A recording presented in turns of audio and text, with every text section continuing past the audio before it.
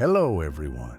Today, let's travel far back in time to the very beginning to learn about how human beings first came to be. Our main characters are Adam and Eve.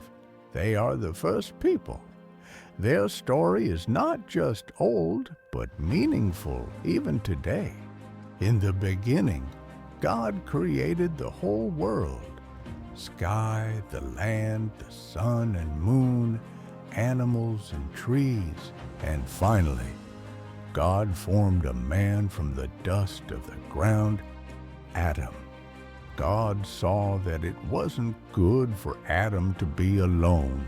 God took one of his ribs and made a woman out of it, Eve.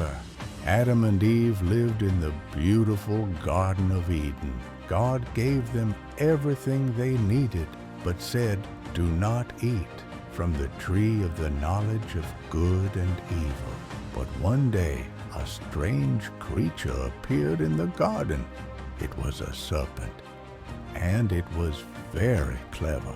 The serpent came to Eve and asked, "Did God really say you can't eat from any tree in the garden?" Eve replied, "We can eat from all the trees except that one.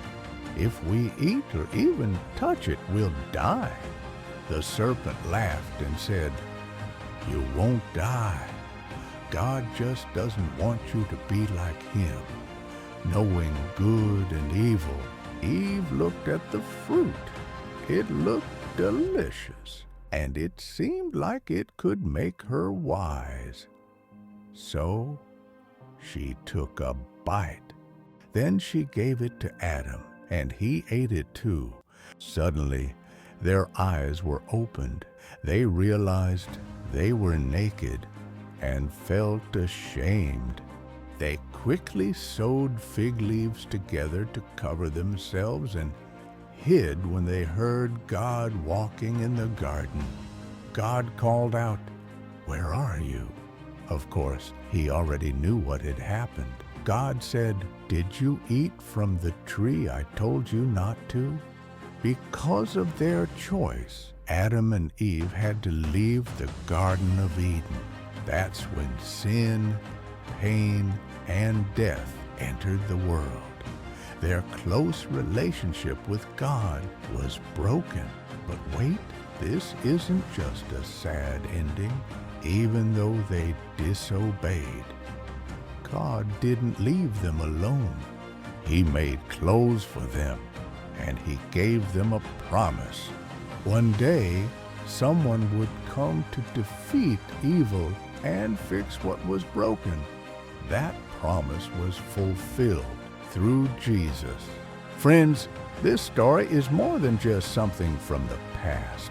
It tells us why the world is the way it is, why we make mistakes, why there's suffering, and how we long for something better. But it also reminds us of something beautiful. God still loves us. He never gives up on us. He wants to bring us back to him.